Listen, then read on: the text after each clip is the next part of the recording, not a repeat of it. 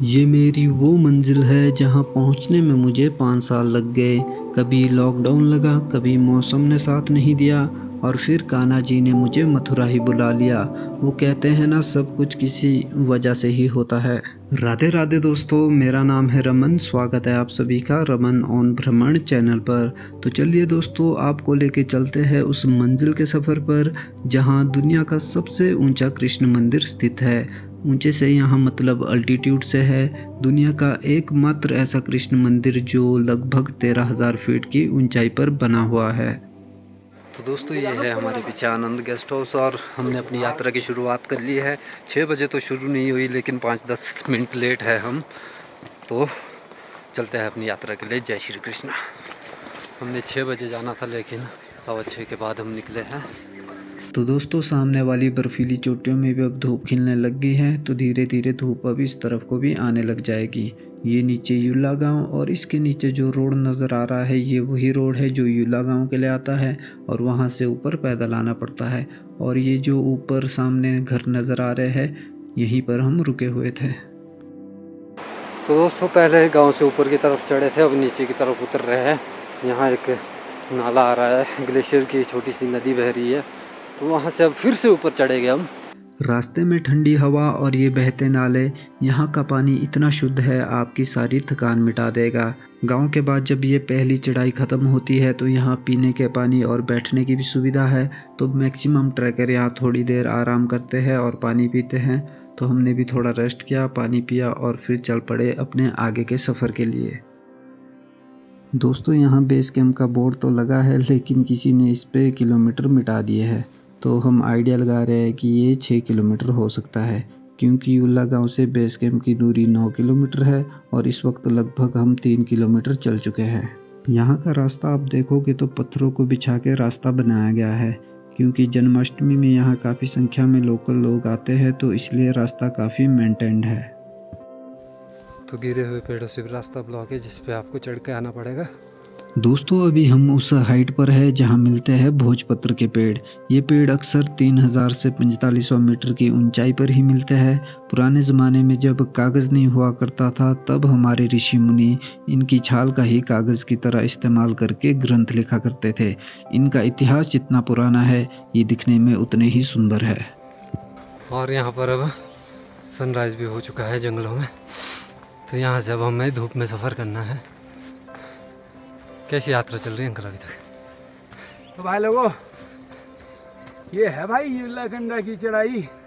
अब तो धूप भी आ गई, कदम स्लो हो जाएंगे, लेकिन रसोई से पहले पहले कृष्ण जी के दर्शन भी हो जाएंगे। तब तक के लिए जय श्री कृष्णा, जय केशवाय नमो, जय माधवाय। तो दोस्तों, 9 किलोमीटर का सफ़र तय करने के बाद हम पहुंच गए हैं बेस कैंप में और यहीं पर गेट भी लगा हुआ है, वेलकम टू युलाकंडा। राधे राधे। साथियों, 9 किलोमीटर का सफ़र तय करने के बाद हम पहुंच गए हैं बेस कैंप। यहाँ गांव वालों ने कैंप लगाया है, जहां टूरिस्ट पर नाइट चार्ज देकर रुक सकते हैं। और यहाँ मेरी मुलाकात हुई इस खास दोस्त से, जिसका नाम है हफ्सू। लोग कहते हैं ये कान्हा जी का भक्त है। ये अक्सर ट्रैक में लोगों को रास्ता दिखाता है और गांव से मंदिर तक घूमता रहता है। इसके साथ थोड़ा वक्त बिताकर एक अलग ही पॉजिटिविटी मिली।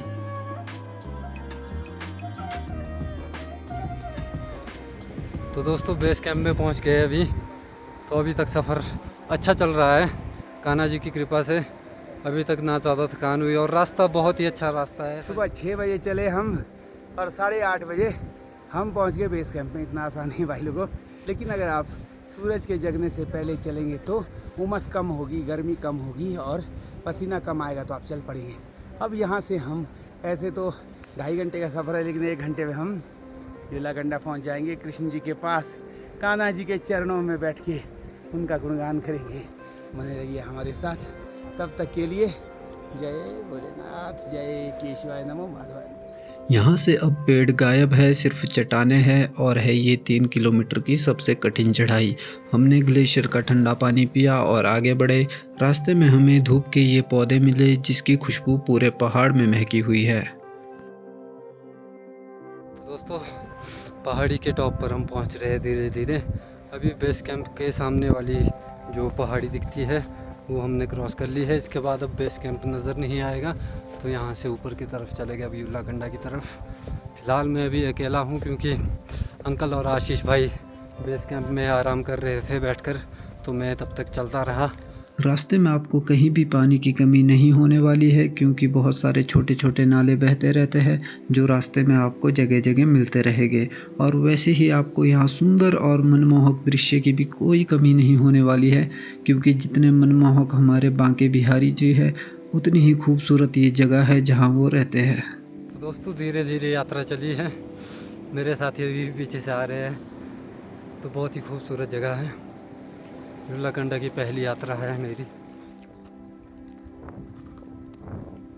युलाकंडा की बर्फ़ आप लोगों के लिए भी लेके आ सकता हूँ मैं, अगर आप लोग चाहो तो। और लगभग हम पहुँचने वाले हैं। देख के ऐसा लग रहा होगा कि यहाँ झील है, लेकिन ऐसा नहीं है। झील वहाँ इस पहाड़ी के ऊपर हमने जाना है। वो वहाँ ऊपर आपको डंडा नज़र आ रहा होगा, यहाँ ऊपर हमने जाना है। और इसी पहाड़ी के पीछे हमें कान्हा जी मिलेंगे। व्यू से आप देख सकते हैं हम कितनी ऊंचाई पर आ गए हैं। और कुछ लोग ट्रैक करके वापस जा रहे हैं जो यहाँ बेस कैंप में रुके थे। तो दोस्तों 10:08 पर हमने अपना ट्रैक ऑलमोस्ट कंप्लीट कर दिया है। बस 20-30 मीटर की दूरी रह गई है। दोस्तों ये वो लम्हा है जिसका इंतज़ार मैंने सालों तक किया। कितनी बार प्लान बने और कैंसिल हुए, पर आज मेहनत सफल हुई। चारों तरफ ऊंची चोटियों से घिरी ये झील और उसके बीच में ये पवित्र कृष्ण मंदिर। यहाँ पहुँचते ही वो जो एक शांति मिली ना, वो शब्दों में बयान नहीं की जा सकती। तो दोस्तों 12 किलोमीटर की पैदल यात्रा करने के बाद आखिरकार हम पहुंच गए दुनिया के सबसे ऊंचे कृष्ण मंदिर में। तो कान्हा जी हमारे अंदर बैठे हुए हैं, विराजमान है।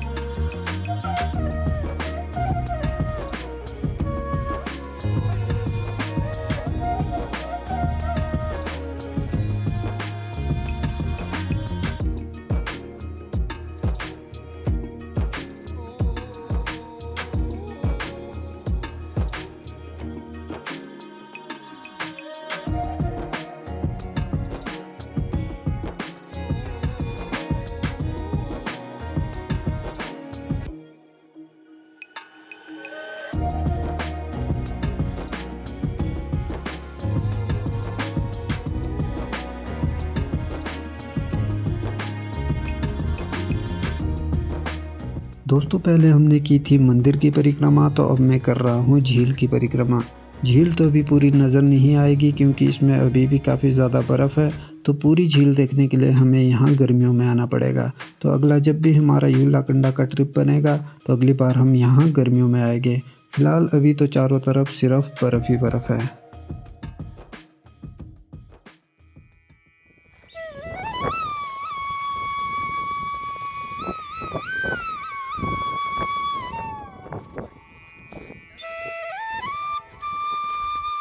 राधे राधे।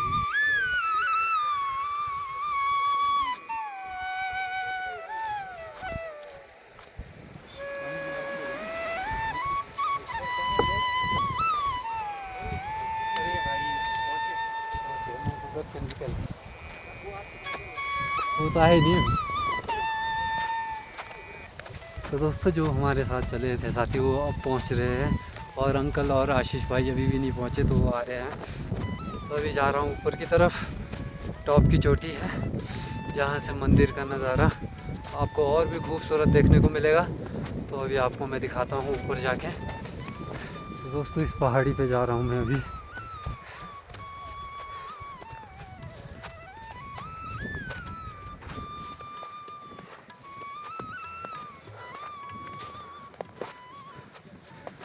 दोस्तों यहाँ से आप खूबसूरत नज़ारा देख सकते हैं। यहाँ से नीचे बेस कैंप भी नज़र आ रहा है, और कुछ साथी आ रहे हैं ऊपर की तरफ, लेकिन मेरे को आशीष भाई और अंकल कहीं नज़र नहीं आ रहे हैं। तो उनका काफ़ी वेट करना पड़ेगा।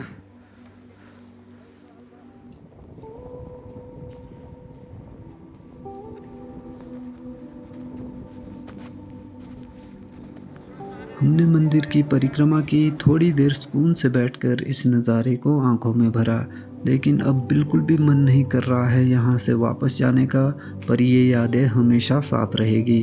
तो चलिए दोस्तों, अब वक्त है वापस युला गांव की तरफ रुख करने का। तो दोस्तों, कान्हा जी के दर्शन करके अब हम जा रहे हैं वापस युला गांव की तरफ, क्योंकि जितना जल्दी हम जाएंगे हो सकता है हम आज वापस रोडू की तरफ जाए। आज यहाँ नहीं रुकेंगे, तो बाकी नीचे जाके देखते हैं कितनी हिम्मत बचती है। अभी तो भरपूर जोश है।